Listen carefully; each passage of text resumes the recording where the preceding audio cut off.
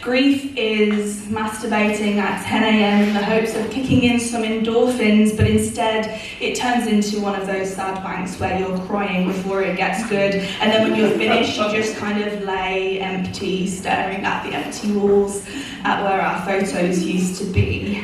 Ugly crying like someone died because they may as well have. I'm just not sure yet if it's you who dies or me.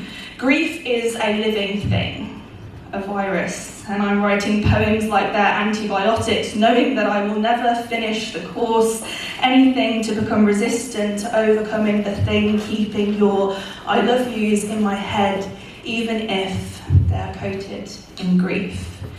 Grief is 3 years of memories, making every day feel like an anniversary. Grief is when waking feels like dying. It's when the unrelenting ache in your stomach is your body's way of reminding you that food tastes the same, even if you're not there to eat it with.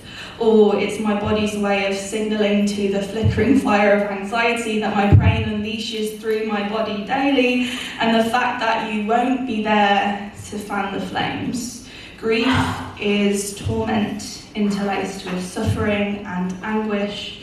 It is being thrown on a train you didn't want to catch with no sense of when or where it will stop. Grief is being kind and compassionate and loving and sexy and fierce and good in bed and smart and hardworking, wanting her to succeed and loving hard, like so hard, and still not being enough of a reason to stay.